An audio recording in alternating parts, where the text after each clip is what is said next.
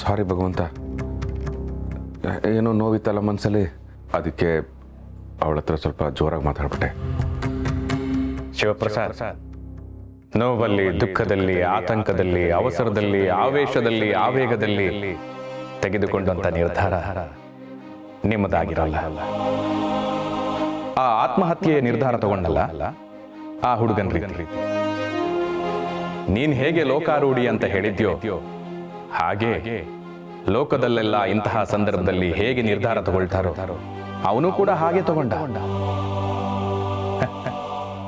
ಅದು ಅವನ ನಿರ್ಧಾರ ಅಲ್ಲ, ಲೋಕದ ನಿರ್ಧಾರ, ನಿಮ್ಮಂತವರ ನಿರ್ಧಾರ.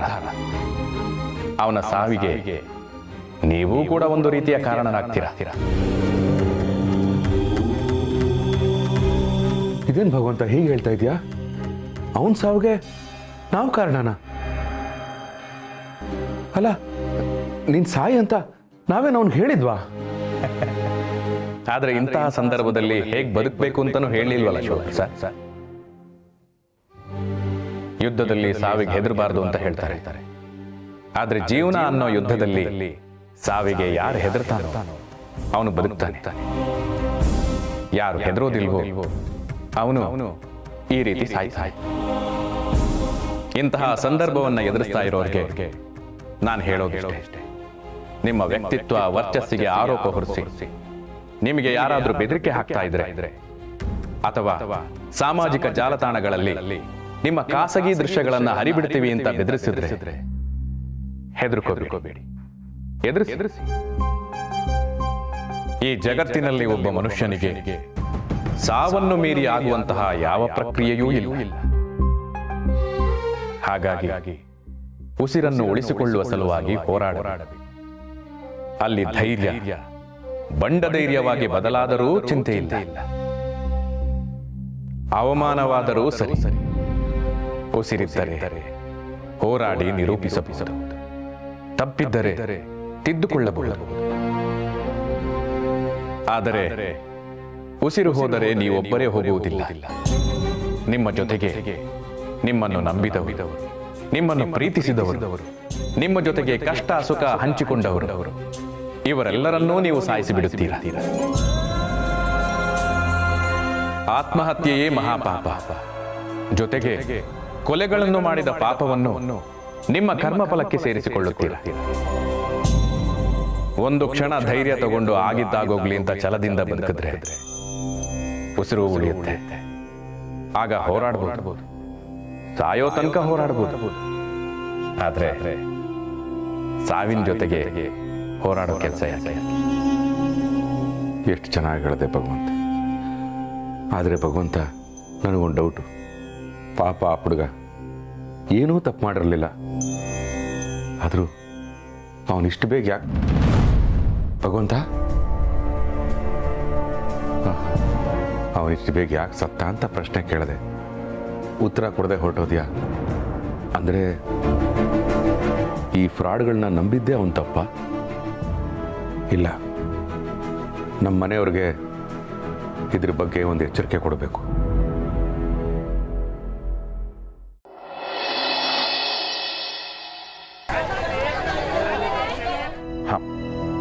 ಇತ್ತೀಚೆಗೆ ಆನ್ಲೈನ್ ಫ್ರಾಡು ಜಾಸ್ತಿ ಆಗಿಬಿಟ್ಟಿದೆ. ಎಲ್ಲರಿಗೂ ಸುಲಭವಾಗಿ ದುಡ್ಡು ಮಾಡಬೇಕು ಅನ್ನೋ ಆಸೆ. ಅದಕ್ಕೆ ಮೇನ್ ಟಾರ್ಗೆಟ್ ಆಗೋದು ನಮ್ಮಂಥವ್ರೆ, ಅಂದರೆ ಮಿಡ್ಲ್ ಕ್ಲಾಸ್ನವರು. ಶ್ರೀಮಂತರ ಯಾಕೆ ಟಾರ್ಗೆಟ್ ಆಗಲ್ಲ? ಬಡವರೇ ಯಾಕೆ ಆಗಬೇಕು? ಅಪ್ಪ, ಈಗ ಶ್ರೀಮಂತರಾಗಲಿ ಬಡವರಾಗಲಿ ಯಾರು ಹಾರ್ಡ್ ಕ್ಯಾಶ್ನ ಬಳಸಲ್ಲ. ಮುಂಚೆ ಬಳಸ್ತಾ ಇದ್ವಿ, ಈಗ ಡಿಜಿಟಲ್ ಇಂಡಿಯಾ. ಜೇಬಲ್ಲಿ ಯಾರು ₹1 ಇಡಲ್ಲ. ಹೌದು ರೀ, ಇತ್ತೀಚೆಗೆ ಪಿಕ್ ಪಾಕೆಟ್ ಮಾಡೋದು ಕಡಿಮೆ ಆಗಿದೆ. ಜನರ ಜೇಬಲ್ಲಿ ಹಬ್ಬಬ್ಬ ಅಂದ್ರೆ ₹500 ಇರುತ್ತೆ. ₹500ಗೋಸ್ಕರ ಯಾಕೆ ರಿಸ್ಕ್ ತಗೊಳ್ಳೋದು ಅಂತ ಪಿಕ್ ಪಾಕೆಟೇ ಮಾಡಲ್ವಂತೆ. ಹಾಗಂತ ಕಾಶಿಯವ್ರು ಹೇಳ್ತಾ ಇದ್ರು. ನೀನು ಹೇಳೋದು ನಿಜ ಕಣಮ್ಮ. ಕಾಯಿಲೆಗಳು ನೋಡಿ ನಾನು ಎಷ್ಟೋ ದಿನ ಆಯಿತು. ಎಳ್ನೀರು ಅಂಗಡಿಯವನು ಅವನು ಸ್ಕ್ಯಾನರ್ ಇಟ್ಕೊಂಡಿರ್ತಾನೆ. ನನ್ನ ಹತ್ರ ಇರೋದು ಬೇಸಿಕ್ ಮೊಬೈಲು. ಕ್ಯಾಶ್ ಕೊಡ್ತೀನಿ, ಎಳ್ನೀರು ಕೊಡೆ ಅಂದರೆ ಚಿಲ್ಡ್ರ ಇದೆಯೇನ್ರಿ ಅಂತ ಕೇಳ್ತಾರೆ. ಸ್ಕ್ಯಾನರ್ ಬಂದು ಎಲ್ಲ ಅಯೋಮಯ ಆಗ್ತಿದೆ. ಮಾವ, ಸ್ಕ್ಯಾನರ್ ಒಂದ್ ರೀತಿ ಒಳ್ಳೇದೆ, ಆದ್ರೆ ನಮ್ಮಂತವ್ರಿಗೆ ಅದರಿಂದ ಲಾಸ್. ಯಾಕಮ್ಮ? ಇವರು ತರಕಾರಿ ತಗೊಂಬ ಅಂತ ದುಡ್ಡು ಕೊಟ್ಟು ಕಳಿಸ್ತಿದ್ರಲ್ಲ, ಅದರಲ್ಲಿ ಅಲ್ಪ ಸ್ವಲ್ಪ ಚಿಲ್ಲರೆ ಉಳಿತಿತ್ತು. ನಾನು ಅದನ್ನ ಕೂಡಿಟ್ಕೋತಾ ಇದ್ದೆ. ಈಗ ಅದು ಇಲ್ವೇ? ಆದ್ರೆ ಬಸ್ಸಲ್ಲಿ ಚಿಲ್ಲರೆ ಪ್ರಾಬ್ಲಮ್ ಸಾಲ್ವೇ ಆಗಿಲ್ಲ ಅಮ್ಮ. ನಾನು ದಿನ ಬಸ್ಸಲ್ಲಿ ಓಡಾಡ್ತೀನಲ್ಲ, ಕಂಡಕ್ಟರ್ ಜೊತೆ ಜನ ಚಿಲ್ಲರೆಗೋಸ್ಕರ ಹೆಂಗೆಲ್ಲ ಜಗಳ ಮಾಡ್ತಾರೆ ಗೊತ್ತಾ? ಅಕ್ಕ ನಿನ್ ಚಿಲ್ಡ್ರೆ ವಿಷಯ ಬಿಡು. ಅಪ್ಪ ಮೊದಲು ನೀನ್ ಏನಕ್ಕೆ ಕರೆದಿದ್ಯಾ ಅನ್ನೋದನ್ನ ಹೇಳು. ನಾನು ಹೋಗಿ ಗೇಮ್ ಆಡ್ಬೇಕು. Shut you nonsense son of Shivaprasad. Game ಆಡ್ತಾನಂತೆ? ಗೇಮ್? ನಾನು ತುಂಬ ಇಂಪಾರ್ಟೆಂಟ್ ಟಾಪಿಕ್ ಮಾತಾಡಕ್ಕೆ ಹೊರಟಿದ್ದೀನಿ. ಶಿವಕೃಪಾ ಸದಸ್ಯರೇ, ನಿಮ್ಮನ್ನೆಲ್ಲ ಕರೆಸಿ ನಾನೀಗ ಮಾತನಾಡಕ್ಕೆ ಹೊರಟಿರೋ ಟಾಪಿಕ್ ಆನ್ಲೈನ್ ಫ್ರಾಡ್ಗಳು. ಸುಮಾರು ಕಡೆ ನೀವು ಕೇಳಿರ್ತೀರ ಅಥವಾ ನಿಮಗೆ ಗೊತ್ತಿರೋರಿಗೆ ಅದರ ಅನುಭವ ಆಗಿರಬಹುದು. ಯಾರೋ ಕಾಲ್ ಮಾಡ್ತಾರೆ, OTP ಕೇಳ್ತಾರೆ. ಅದನ್ನು ಕೊಟ್ಟ ಕೂಡಲೇ ನಮ್ಮ ಅಕೌಂಟಲ್ಲಿರೋ ಅಮೌಂಟ್ ಎಲ್ಲ ಖಾಲಿ ಆಗಿಬಿಡುತ್ತೆ. ಯಾರು ಕಾಲ್ ಮಾಡಿದ್ದು ಅಂತ ಗೊತ್ತಾಗಲ್ಲ, ಅವರನ್ನು ಹುಡ್ಕೊಂಡು ಹೋದರೆ ಸಿಗಲ್ಲ. ಮುಂಚೆ ಎಲ್ಲ ಪಾಪ ಈ ಹಳ್ಳಿಯವ್ರನ್ನ ಜಾಸ್ತಿ ಯಾಮಾರಿಸ್ತಾ ಇದ್ರು. ಅವ್ರಿಗೂ ಗೊತ್ತಿಲ್ಲದೆ OTP ಕೊಟ್ಬಿಡೋರು. ಆದರೆ ಇತ್ತೀಚೆಗೆ ಸರ್ಕಾರ ಸ್ವಲ್ಪ ಅಲರ್ಟ್ ಮಾಡಿರೋದ್ರಿಂದ ಜನಗಳಿಗೆ ತಿಳುವಳಿಕೆ ಬಂದಿದೆ. ಆದರೂ ನಿಮ್ಮ ಅಕೌಂಟ್ನ ಅಪ್ಡೇಟ್ ಮಾಡ್ತೀವಿ, KYC ಪೆಂಡಿಂಗ್ ಇದೆ, ಅದು ಇದು ಅಂತ ರೀಸನ್ ಹೇಳಿ ಜನಗಳನ್ನ ಯಾಮಾರಿಸ್ತಾ ಇದ್ದಾರೆ. ಫಾರ್ ಎಕ್ಸಾಂಪಲ್ ಹೇಳಬೇಕು ಅಂದರೆ, ಈಗ ನಿಮ್ಮ ಮೊಬೈಲ್ಗೆ ಒಂದು ಮೆಸೇಜ್ ಕಳಿಸ್ತಾರೆ. ಅಪ್ಪಿ ತಪ್ಪಿ ಆ ಮೆಸೇಜಲ್ಲಿರೋ ಲಿಂಕನ್ನು ನಾವು ಓಪನ್ ಮಾಡಿದ್ರೆ ಇಮಿಡಿಯೇಟಾಗಿ ನಮ್ಮ ಸೋಷಿಯಲ್ ಮೀಡಿಯಾ ಅಕೌಂಟು ಹ್ಯಾಕ್ ಮಾಡಿಬಿಡ್ತಾರೆ. ನಮ್ಮ ಸೋಷಿಯಲ್ ಮೀಡಿಯಾ ಅಕೌಂಟ್ ನಮಗೆ ವಾಪಸ್ ಬೇಕು ಅಂದರೆ ಇಷ್ಟು ದುಡ್ಡು ಬೇಕು ಅಂತ ಬ್ಲ್ಯಾಕ್ ಮೇಲ್ ಮಾಡಿ ದುಡ್ಡು ಮಾಡ್ತಾ ಇದ್ದಾರೆ. ನಾವು ಇಂಥದಕ್ಕೆಲ್ಲ ಬಲಿ ಆಗಬಾರ್ದು. ಬಲಿ ಕೊಡಲೇಬೇಕು ಅಂತ ನಿಂತ್ರೆ ನಾವೇನ್ರಿ ಮಾಡೋಕ್ಕಾಗುತ್ತೆ? Very good question. ಆ್ಯಕ್ಚುಲಿ ಏನೂ ಮಾಡೋಕ್ಕಾಗಲ್ಲ. ಆದರೂ prevention is better than cure ಅಂತ ಕೇಳಿಲ್ವಾ? ನಾನು ಕೇಳಿದ್ದೀನಪ್ಪ. ನಾನು ಕೇಳಿದ್ದೀನಪ್ಪ. ಹೇ, ಎಲ್ಲೋ ಕೇಳಿದ್ದೆ? ಇವಾಗ ನೀನೇ ಹೇಳಿದ್ಯಲ್ಲಪ್ಪ. ಏಯ್, ಮಗ ಅಂತ ಸುಮ್ಮನೆ ಇದ್ದೀನಿ. ಇಲ್ಲ ಅಂದಿದ್ರೆ ಸುಮ್ಮನೆ ಇರ್ತಾ ಇದ್ದೆ. ನೋಡು, ಟಾಪಿಕ್ ಡೈವರ್ಟ್ ಮಾಡಬೇಡ. ಇದು ತುಂಬ ಇಂಪಾರ್ಟೆಂಟ್ ಮ್ಯಾಟ್ರ್. ಎಲ್ಲಿದ್ದೆ ನಾನು? Prevention is better than cure ಅಂದರೆ ಗಾಯ ಆದಮೇಲೆ ವಾಸಿ ಮಾಡ್ಕೊಳ್ಳೋದಕ್ಕಿಂತ ಗಾಯ ಆಗದೇ ಇರೋ ಹಾಗೆ ನೋಡ್ಕೊಳ್ಳೋದು ಬುದ್ಧಿವಂತರ ಲಕ್ಷಣ. ಅದಕ್ಕೆ ಹೇಳ್ತೀನಿ, ನಾವು ಜಾಗ್ರತೆಯಿಂದ ಇರಬೇಕು. ಯಾವುದೇ ಕಾರಣಕ್ಕೂ OTPನ ಯಾರಿಗೂ ಕೊಡಬಾರ್ದು. ಅಷ್ಟೇ ಅಲ್ಲ, ನಮ್ಮ Aadhaar card details, PAN card details ಯಾರಿಗೂ ಕೊಡ್ಕೂಡ್ದು.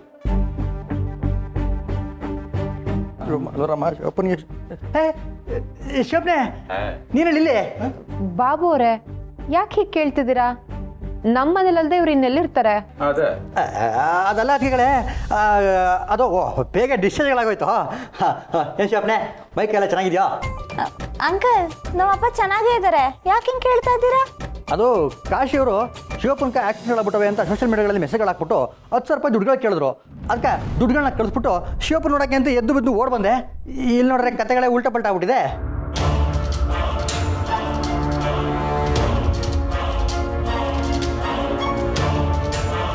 ಕಾಶಿ ಇಂಥ ಕೆಲಸ ಮಾಡ್ತಾನ? ನಿಜ ಹೇಳ್ತಿದ್ಯಾನೋ ಬಾಬು? ಅಯ್ಯೋ ಅಂಕಲು, ನಾನು ಯಾಕೆ ಸುಳ್ಳುಗಳು ಹೇಳಿ? ಓ, ವೆಂಡರ್ ವೆಂಕಣ್ಣ. ಹೇಳಿ ವೆಂಕಣ್ಣ ಅವರೇ. ಆಕ್ಸಿಡೆಂಟಾ? ಇಲ್ಲ, ನಾನು ಚೆನ್ನಾಗೇ ಇದ್ದೀನಿ. 1 ಲಕ್ಷನಾ? ವೆಂಕಟ್ ಅವರೇ, ಇಲ್ಲೇನೋ ತಪ್ಪು ನಡೀತಾ ಇದೆ. ನಾನು ಅದ್ರ ಬಗ್ಗೆ ಒಂಚೂರು ಕ್ಲಾರಿಟಿ ತೊಗೊಂಡು ನಿಮಗೆ ಮತ್ತೆ ಕಾಲ್ ಮಾಡ್ತೀನಿ. Thank you. ಅಪ್ಪ ಗಿರಿ, ಕಾಶಿ ಅವರು ಶಿವ ಅವ್ರಿಗೆ ಆಕ್ಸಿಡೆಂಟ್ ಆಗಿದೆ ಅಂತ ಹೇಳಿ ಸಿಕ್ದವ್ರ ಹತ್ರ ದುಡ್ಡು ಕೇಳ್ತಾ ಇದಾರಂತೆ. ಇಲ್ಲ ರೀ, ಕಾಶಿ ಅವ್ರು ಈ ಥರ ಮಾಡೋದಕ್ಕೆ ಸಾಧ್ಯನೇ ಇಲ್ಲ. ಇರಿ, ನಾನೊಂದು ಫೋನ್ ಮಾಡಿ ನೋಡ್ತೀನಿ.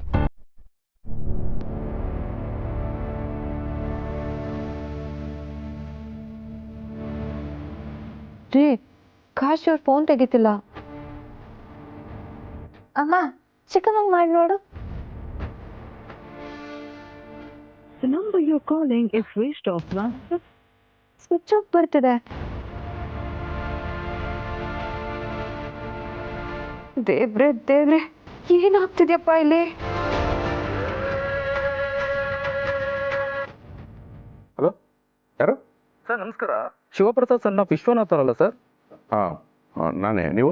ಸರ್ ನಾವು ಕೊರಿಯರಿಂದ ನಿಮ್ಮ ಹೆಸರಿಗೆ ಒಂದು ಗಿಫ್ಟ್ ಪಾರ್ಸಲ್ ಬಂದಿದೆ, ಯಾವ ತೊಗೊತೀರಾ ಸರ್? ಪಾರ್ಸಲ್ಲ ನನ್ನ ಹೆಸರಿಗ? ಚಾನ್ಸೇ ಇಲ್ಲ ನೋಡಿ. ನಾವು ಆನ್ಲೈನಲ್ಲಿ ಏನು ಬುಕ್ ಮಾಡಲ್ಲ, ನಮ್ದು ಏನಿದ್ರು ಆಫ್ಲೈನೇ. ಆ್ಯಂಡ್ ಗಿಫ್ಟನ್ನ ಪಾರ್ಸಲ್ ಕಳಿಸೋರು ನನಗೆ ಯಾರೂ ಪರಿಚಯ ಇಲ್ಲ. ಮಿಸ್ ಆಗಿರಬೇಕು, ಚೆಕ್ ಮಾಡ್ಕೊಳ್ಳಿ. Sir 1 minute. ಶಿವಪ್ರಸಾದ್ ಸರ್ ನಾವು ವಿಶ್ವನಾಥ್, ನಂಬರ್ 123, ಮೊದಲನೇ ಮುಖ್ಯ ರಸ್ತೆ, 2ನೇ ಅಡ್ಡ ರಸ್ತೆ, ಶಂಕರ್ಪುರ, ಬೆಂಗಳೂರು. ಹಾಗೆ ಲ್ಯಾಂಡ್ ಮಾರ್ಕು ಸಿದ್ಲಿಂಗೇಶ್ವರ ಮಿಠಾಯಿ ಅಂಗಡಿ. ನಿಮ್ಮದೇ ಅಲ್ವಾ ಸರ್ ಅಡ್ರೆಸ್ಸು? ಹೌದು, ಅಡ್ರೆಸ್ ಎಲ್ಲ ಕರೆಕ್ಟ್ ಇದೆ ಸರ್. ಹಾಗೆ ನಿಮ್ಮ ಆಧಾರ್ ಕಾರ್ಡ್ ನಂಬರು 4414 2346 315 ಅಲ್ವಾ ಸರ್? ಹೌದು ಸರ್, ಕರೆಕ್ಟ್ ಇದೆ ಸರ್. ಹಾಗೆ ನಿಮ್ಮ ಪ್ಯಾನ್ ಕಾರ್ಡ್ ನಂಬರು BTVTX 3620 ಅಲ್ವಾ ಸರ್? ಹಾಂ, ಕರೆಕ್ಟು. ಎಲ್ಲ ಡೀಟೇಲ್ಸು ನಮ್ಮಲ್ಲೇ ಇದೆ ಸರ್. ನಿಮಗೆ ಪಾರ್ಸಲ್ ಬೇಕು ಅಂದರೆ ತಗೊಳ್ಳಿ, ಇಲ್ಲ ಕ್ಯಾನ್ಸಲ್ ಮಾಡ್ತೀನಿ ಅನ್ನೋದಾದರೆ OTP ಬರುತ್ತೆ, OTP ಹೇಳಿ ಸರ್. ಇದು ಫೇಕ್ ಅಂತ ನಿಮಗೆ ಅನಿಸ್ಬೋದು. ನಾವು ಇಷ್ಟೆಲ್ಲ ಡೀಟೇಲ್ಸ್ ಕೊಟ್ಟ ಮೇಲೂ ನೀವು ಫೇಕ್ ಅಂದ್ಕೊಂಡ್ರೆ ಇಟ್ಸ್ ಓಕೆ, ಪರವಾಗಿಲ್ಲ ಬಿಡಿ ಸರ್. ಅಲ್ಲ, ಅದು ಹಾಗಲ್ಲ ಇವರೇ, ನೀವು ಹೇಳ್ತಾ ಇರೋ ಡೀಟೇಲ್ಸ್ ಎಲ್ಲ ಕರೆಕ್ಟಾಗೇ ಇದೆ. ಆದರೂ ಭಯ ಆಗೋದು ಸಹಜ ಅಲ್ವಾ? ಯಾಕೆಂದರೆ ನಾನೇ ಎಲ್ರಿಗೂ ಹೇಳ್ತಾ ಇರ್ತೀನಿ ಹಾಗೆಲ್ಲ ಯಾರಿಗಂದರೆ ಅವ್ರಿಗೆ OTP ಕೊಡಬಾರ್ದು ಅಂತ. ಅಂಥದ್ರಲ್ಲಿ ನಾನೇ ಕೊಟ್ಟರೆ it's okay sir, no problem. Thanks for receiving our ಕಾಲ್.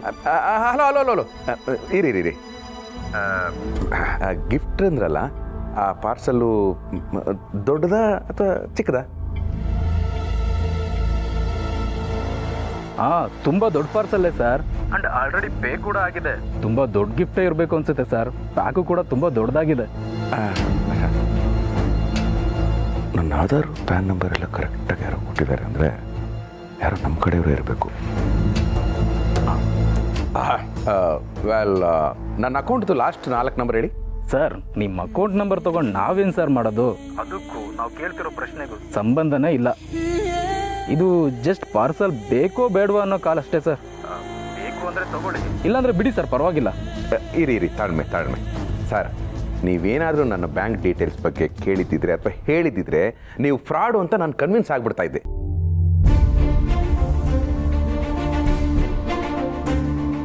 ಆದರೆ ಅದಕ್ಕೂ ನಮಗೂ ಸಂಬಂಧ ಇಲ್ಲ ಅಂತ ಹೇಳಿದ್ರಿ ಗೊತ್ತಾ? I am totally convinced. ಅದು OTP ಅಂದ್ರಲ್ಲ, ಬರಲಿ, ಕಳಿಸ್ತೀನಿ. ಓಕೆ, ಈಗ ಬರುತ್ತೆ ನೋಡಿ. ಹಾಂ, ಬಂತ ನೋಡಿ ಸರ್. OTP ಬರ್ಕೊಳ್ಳಿ, 9999. ಓಕೆ ಸರ್, ಆದಷ್ಟು ಬೇಗ ಹುಷಾರಾಗಿ ನಿಮ್ಮ ಪಾರ್ಸಲ್ ನಿಮಗೆ ತಲುಪುತ್ತೆ. Thank you.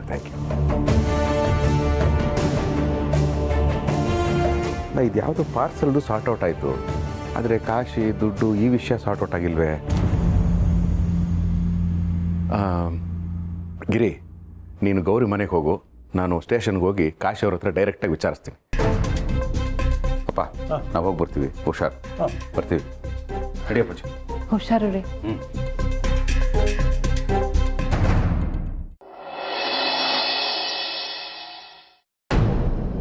ಏನ್ರಿ ಶಿವು, ಮಾತಾಡಬೇಕು ಅಂತ ಹೇಳಿ ಸುಮ್ಮನೆ ನಿಂತಿದ್ರಲ್ರಿ?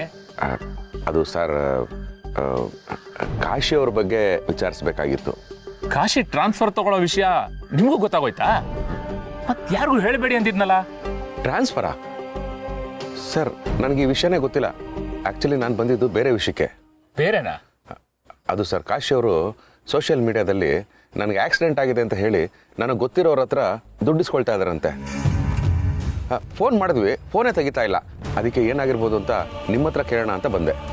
ಕಾಶಿ ನಿಮ್ಮ ಹೆಸರಲ್ಲಿ ದುಡ್ಡು ಮಾಡ್ತಿದ್ದಾನ? ರೇ ಶಿವಲಿಂಗು, ಅದೇನಂತ ಸ್ವಲ್ಪ ವಿಚಾರಿಸ್ರಿ. ಸರಿ ಸರ್. ಆ್ಯಕ್ಚುಲಿ ಕಾಶಿ ಅವರು ಈ ಥರ ಎಲ್ಲ ಮಾಡಲ್ಲ ಅಂತ ನನಗೆ ಚೆನ್ನಾಗಿ ಗೊತ್ತು ಸರ್. ಆದರೂ ಕೆಲವು ಸರಿ ಸಮಯ ಸಂದರ್ಭ ಹೇಗಿರುತ್ತೋ ಏನೋ ಯಾರು ಗೊತ್ತು. ನಾನು ಯಾಕಿಷ್ಟು ಕಾಳಜಿ ವಹಿಸ್ತಾ ಇದ್ದೀನಿ ಅಂದರೆ, ನನಗೆ ಈ ಇನ್ಫಾರ್ಮೇಷನ್ ಬಂದಿದ್ದು ನನ್ನ ಕ್ಲೋಸ್ ಫ್ರೆಂಡ್ಸಿಂದ. ಇತ್ತೀಚೆಗೆ ಯಾಕೋ ಕಾಶಿ ತುಂಬಾ ಸೈಲೆಂಟ್ ಆಗಿರ್ತಾರೆ. ಯಾರ ಜೊತೆನೂ ಸರಿಯಾಗಿ ಮಾತಾಡ್ತಾನೆ ಇಲ್ಲ. ಅವತ್ತೊಂದಿನ ರಜಾ ಹಾಕಿ ಎಲ್ಲಿಗೋ ಹೋಗಿ ಬಂದ್ರು, ಮಾರನೇ ದಿನನೇ ಟ್ರಾನ್ಸ್ಫರ್ ಬೇಕು ಅಂತಿದ್ದಾರೆ. ಅವ್ರು ವಿಚಾರಿಸಿದಾರಲ್ಲ, ಬರ್ಲಿ, ಏನ್ ವಿಷಯ ಗೊತ್ತಾಗುತ್ತೆ. ಸರ್, ಎಲ್ಲ ವಿಚಾರಿಸ್ದೆ. ಕಾಶಿ ಅವ್ರ ಸೋಷಿಯಲ್ ಮೀಡಿಯಾ ಅಕೌಂಟ್ನ ಯಾರೋ ಹ್ಯಾಕ್ ಮಾಡಿದಾರಂತೆ. ಓಹೋ, ಹಾಗಿದ್ರೆ ನಿಮಗೆ ಪ್ರಾಬ್ಲಮ್ ಆಗಿದೆ ಅಂತ ಕಾಶಿ ಅವರ ಹೆಸರಲ್ಲಿ ದುಡ್ಡು ಮಾಡ್ತಾ ಇರೋರು ಈ ಹ್ಯಾಕರ್ಸು. ಹ್ಯಾಕರ್ಸಾ? ಅಯ್ಯೋ ಸರ್, ಅವ್ರನ್ನ ಹೆಂಗೆ ಸರ್ ಹಿಡಿಯೋದು? ಏನು ತಲೆ ಕೆಡಿಸ್ಕೋಬೇಡ್ರಿ. ಕಾಶಿಯವ್ರ ಅಕೌಂಟ್ನ ಇಮಿಡಿಯೇಟಾಗಿ ಬ್ಲಾಕ್ ಮಾಡಿಸಿ ಅಮೌಂಟ್ ಎಲ್ಲಿಗೆ ಟ್ರಾನ್ಸ್ಫರ್ ಆಗಿದೆ ಅಂತ ತಿಳ್ಕೊಳ್ಳೋಕ್ಕೆ ಸೈಬರ್ ಕ್ರೈಮ್ ಡಿಪಾರ್ಟ್ಮೆಂಟ್ಗೆ ನಾನು ಇನ್ಫಾರ್ಮ್ ಮಾಡ್ತೀನಿ. ಅಲ್ಲ ಸರ್, ಆದರೂ ಇದು ಅನ್ಯಾಯ ಸರ್. ಅಲ್ಲ ಸರ್, ಒಬ್ಬ ವ್ಯಕ್ತಿಯ ವ್ಯಕ್ತಿತ್ವನೇ ಹಾಳು ಮಾಡ್ಬಿಟ್ರಲ್ಲ ಸರ್ ಇವರು. ಗೊತ್ತಿರೋರು ನಾವೇ ತಪ್ಪು ತಿಳ್ಕೊಳ್ಳೋ ಹಾಗಾಗೋಯ್ತು. ಸದ್ಯ ಕಾಶಿ ಅವ್ರದ್ದು ಇದರಲ್ಲಿ ಏನು ಇನ್ವಾಲ್ವ್ಮೆಂಟ್ ಇಲ್ಲ ಅಂತ ಗೊತ್ತಾಯ್ತಲ್ಲ ಸರ್, ಅದೇ ಸಂತೋಷ. ಆದರೂ ಈ ಹ್ಯಾಕಿಂಗ್ ಎಲ್ಲ ಹೇಗೆ ಮಾಡ್ತಾರೆ ಸರ್, ನಿಮಗೇನಾರು ಗೊತ್ತಾ? ನಾನೇ ನಿಮ್ಮ ಕಣ್ಣಿಗೆ ಹ್ಯಾಕರ್ ಥರ ಕಾಣ್ತೀನ? ಚಚೆ ಹಾಗಲ್ಲ ಸರ್, ಇದು ಹೇಗೆ ನಡೆಯುತ್ತೆ ಅಂತ ತಿಳ್ಕೊಳ್ಳೋಣ ಅಂತ. ಇದು ಆರ್ಟಿಫಿಷಿಯಲ್ ಇಂಟೆಲಿಜೆನ್ಸ್ ಕಾಲರಿ. ಯಾರ ಮುಖ ಇಟ್ಕೊಂಡು ಏನು ಬೇಕಾದರೂ ಮಾಡ್ತಾರೆ. ನಾವೆಲ್ಲ ಸೋಷಿಯಲ್ ಮೀಡಿಯಾಗಳಲ್ಲಿ ನಮ್ಮ ಪರ್ಸನಲ್ ಇನ್ಫಾರ್ಮೇಷನ್ ಹಾಕೋತೀವಲ್ಲ, ಅವುಗಳೇ ಇವ್ರುಗಳಿಗೆ ಡೇಟಾ. ಅದನ್ನ ಇಟ್ಕೊಂಡು ಏನು ಬೇಕಾದರೂ ಮಾಡ್ತಾರೆ ಈ ಹ್ಯಾಕರ್ಸ್ಗಳು. ನಾವು ಎಷ್ಟು ಹುಷಾರಾಗಿದ್ರು ಸಾಲದು.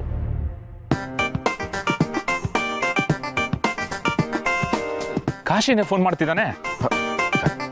Please you don't mind, loud speaker ಅನ್ನ. ಕಾಶಿ, ಹಲೋ ಸರ್, ಅದೇ ನನ್ನ ಟ್ರಾನ್ಸ್ಫರ್ ವಿಷಯ ಎಂತ ಆಯಿತು ಅಂದೇಳಿ ಕೇಂಬ ಅಂದೇಳಿ ಮಾಡಿದೆ. ಅದೆಷ್ಟೇ ಖರ್ಚಾಗಲಿ ಸರ್, ನನಗೆ ಟ್ರಾನ್ಸ್ಫರ್ ಬೇಕೇ ಬೇಕು. ಕಾಶಿ, ಈಗ ನೀನು ಎಲ್ಲಿದೆಯಾ? ಈಗ ಮನೆ ಹತ್ರ ಬಂದೆ ಸರ್.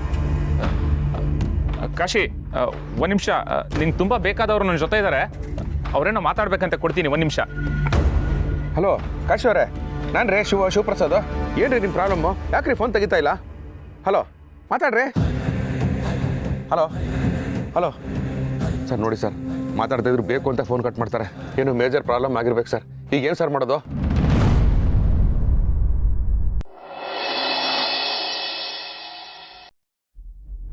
ರೀ ಕಾಶಿ ಅವರೇ, ನೀವು ಹಿಂಗೆ ಸುಮ್ಮನೆ ಕೂತ್ರೆ ಹೇಗೆ? ಅದೇನಾಯ್ತು ಅಂತ ಬಾಯ್ಬಿಟ್ಟು ಹೇಳಿ. ಗೌರಿ, ಹೀಗೆ ಅಳ್ತಾ ಇದ್ರೆ ನಾವ್ ಏನ್ ಅನ್ಕೋಬೇಕು? ಅದೇನೇ ಇರ್ಲಿ, ನಾವೆಲ್ಲರೂ ಸೇರಿ ಎದುರಿಸೋಣ. ಹೇಳೋ. ಅದನ್ನ ನಾನು ಹೇಳ್ತೆ ಗಿರ್ಜಮ್ಮ. ನಿನ್ನೆ ಇಲ್ಲೇ ಕೂತ್ಕೊಂಡಿದ್ದಾಗ ಒಂದು ಫೋನ್ ಬಂತು ಕಾಣಿ. ಲಕ್ಕಿ ಡಿಪ್ಪಲ್ಲಿ ನೀವು ಸ್ವಿಟ್ಜರ್ಲ್ಯಾಂಡ್ ಟ್ರಿಪ್ಪಿಗೆ ಸೆಲೆಕ್ಟ್ ಆಗಿರಿ, ವೈಬಪ್ಪು ಖರ್ಚೆಲ್ಲ ನಮ್ಮದೇ ಅಂದೇಳಿ ಹೇಳ್ರಲ್ದ. ಅದಕ್ಕೆ ಗೌರಿ ಶಾಪಿಂಗ್ ಮಾಡಬೇಕು ಅಂತೆಲ್ಲ ಹೇಳ್ತಿದ್ಲಲ್ಲ. ಹಾಗ ಅನ್ಕೊಂಡು ಟಿಕೆಟ್ ಕಲೆಕ್ಟ್ ಮಾಡ್ಕೊಳ್ಳೋಣ ಅಂತ ಹೋದ್ವಿ. ಆಮೇಲೆ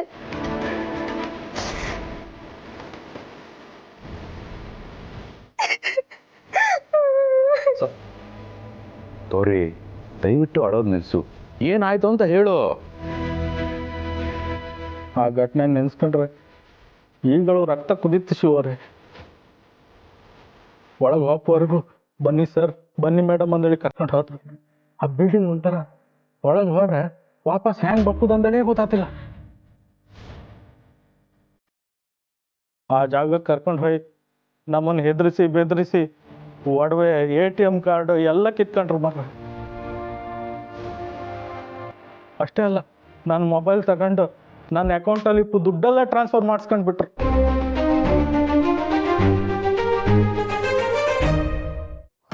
ದೇವ್ರೆ ದೇವ್ರೆ. ಅಲ್ಲ ಕಾಶಿ ಅವರೇ, ನೀವು ಪೊಲೀಸ್ ಅಂತ ಗೊತ್ತಿದ್ದೆ ಹೀಗೆ ಮಾಡಿದ್ರ ಅಥವಾ? ಗೊತ್ತಿದ್ದೀರಿ ಯಾರು ಹಂಗೆ ಮಾಡ್ತಿದ್ದೀರ ಗಿರ್ಜಮ್ಮ. ನಾನೊಬ್ಬ ಪೊಲೀಸ್ ಆಗಿ ನನ್ನ ಹೆಂಡತಿನ ಕಾಪಾಡ್ಕೊಂಡ್ ಕಾಯ್ಲಿಲ್ಲ ಅಂದೇಳಿ ಬೇಜಾರಾಯ್ತು. ಆ ನೋವಿಗೆ ಯಾರಿಗೂ ಮುಖ ತೋರಿಸು ಕಾಯ್ದೆ. ಎಲ್ಲಿಗಾದ್ರೂ ಟ್ರಾನ್ಸ್ಫರ್ ತಗೊಂಡು ಊರು ಬಿಟ್ಟು ಹೋಪ ಅಂದೇಳಿ ನಿರ್ಧಾರ ಮಾಡಿದೆ. ಕಳ್ಳರು ಕಾಕ್ರು ಇರೋ ಕಡೆ ನಾವು ಜೀವನ ಮಾಡೋಕ್ಕಾಗಲ್ಲ. ಅದಕ್ಕೇನೆ ಊರು ಬಿಟ್ಟೋಗಿ ಯಾವುದಾದ್ರೂ ಹಳ್ಳಿಯಲ್ಲಿ ಜೀವನ ಮಾಡೋಣ ಅಂತ ಅಂದ್ಕೊಂಡ್ವಿ. ಅಲ್ಲ ಕಾಶಿ ಅವರೇ, ನಾವೆಲ್ಲ ಏನು ಸತ್ತು ಹೋಗಿದ್ವಾ? ಅಲ್ಲ, ಒಂದು ಕ್ಷಣ ನಮ್ಮನ್ನು ನಾವು ಪ್ರೂವ್ ಮಾಡ್ಕೊಳಕ್ಕಾಗಲಿಲ್ಲ, ನಮ್ಮ ಶಕ್ತಿನ ಪ್ರದರ್ಶನ ಮಾಡೋಕ್ಕಾಗಲಿಲ್ಲ. ಹಾಗಂತ ನಾವು ಪರ್ಮನೆಂಟಾಗಿ ಸೋತೋದ್ವಿ ಅಂತನಾ? ನೋಡು ಗೌರಿ, ಯಾರು ಫ್ರೀಯಾಗಿ ಏನನ್ನೂ ಕೊಡಲ್ಲ. ಹಾಗೊಂದು ವೇಳೆ ಕೊಡ್ತಿದ್ದಾರೆ ಅಂದರೆ ಅದರಿಂದ ಬೇರೆ ಏನೋ ಉದ್ದೇಶ ಇದೆ ಅಂತಲೇ ಅರ್ಥ. ನೋಡಿ, ಆಗಿದ್ದಾಗೋಯ್ತು. ಮುಖ ತೋರಿಸ್ದೆ ಓಡಾಡೋದು, ಟ್ರಾನ್ಸ್ಫರ್ ಮಾಡಿಸ್ಕೊಂಡು ಇನ್ನೆಲ್ಲಿಗೋ ಹೋಗೋದು, ಇದು ಸಮಸ್ಯೆಗೆ ಪರಿಹಾರ ಅಲ್ಲ. ಬಿದ್ದ ಜಾಗದಲ್ಲೇ ಬೆಳೆದು ನಿಲ್ಲಬೇಕು, ಗಿಡ ಮರಗಳ ಹಾಗೆ. ಹೌದು ಗೌರಿ, ಬೀಜ ಮಣ್ಣಲ್ಲಿ ಬಿದ್ದ ಮಾತ್ರಕ್ಕೆ ಅದು ಮಣ್ಣಾಗಿ ಹೋಯ್ತು ಅಂತ ಅರ್ಥ ಅಲ್ಲ. ಮುಂದೆ ಒಂದಿನ ಅದೇ ಬೆಳೆದು ಎಲ್ರಿಗೂ ನೆರಳಾಗಿ ನಿಲ್ಲುತ್ತೆ. ನೀವು ಅಷ್ಟೇ, ಅವಮಾನ ಆಗಿದ್ದ ಜಾಗದಲ್ಲೇ ತಲೆ ಎತ್ತಿ ನಿಲ್ಲಬೇಕು. ನೀವೇನು ಅಂತ ಬದುಕು ತೋರಿಸ್ಬೇಕು. ನೀವೇನೋ ಬದುಕು ಅಂದೇಳಿ ಹೇಳ್ತಿದ್ರಿ ಗಿರ್ಜಮ್ಮ, ಆದ್ರೆ ಆ ಘಟನೆನ ಅನುಭವಿಸಿ ಬಂದು ನನಗೆ ಗೊತ್ತಿತ್ತೆ ಅಂತ ಆಯ್ತಂದೇಳಿ ಎಲ್ಲರೆದ್ರು ಅವಮಾನ ಆಯ್ತು. ಇದನ್ನು ಯಾರ ಹತ್ರ ಹೇಳ್ಕೊಂಬಂಗೂ ಇಲ್ಲ. ಅಷ್ಟು ಅಲ್ಲದೆ ನನ್ನ ಅಕೌಂಟನ್ನು ಹ್ಯಾಕ್ ಮಾಡಿ ಎಲ್ಲರ ಹತ್ರ ದುಡ್ಡಕ್ಕೆ ಅಂತಿದ್ರು. ಇದನ್ನೆಲ್ಲ ಕಾಣ್ತಾ ಇದ್ರೆ ಜೀವನವೇ ಬೇಡ ಅನಿಸಿಬಿಟ್ಟಿತ್ತು ಮರ. ಕಾಶ್ಮೀರೇ, ಯಾಕೆ ಹಾಗೆಲ್ಲ ಮಾತಾಡ್ತೀರಾ? ನೋಡಿ, ಎಲ್ಲದಕ್ಕೂ ಟೈಮ್ ಕೊಡಬೇಕು, ಆಗ ಸರಿ ಹೋಗುತ್ತೆ. ಆದರೆ ಒಂದು ಯಾವುದೇ ಕಾರಣಕ್ಕೂ ನಾವಂತೂ ನಿಮ್ಮನ್ನು ಬಿಟ್ಕೊಡಲ್ಲ. ನಿಮಗೆ ಬಂದಿರೋ ಪರಿಸ್ಥಿತಿ ನಮಗೆ ಬಂದಿದ್ರೆ ನೀವು ನೋಡ್ಕೊಂಡು ಸುಮ್ಮನೆ ಇರ್ತಾ ಇದ್ರಾ? ನೋಡಿ, ನಿಮ್ಮ ನೋವು ಬೇರೆ ಅಲ್ಲ, ನಮ್ಮ ನೋವು ಬೇರೆ ಅಲ್ಲ. ನಿಮ್ಗೆ ಎಷ್ಟೇ ಕಷ್ಟ ಬರಲಿ, ನಾವು ನಿಮ್ಮ ಜೊತೆ ಇರ್ತೀವಿ.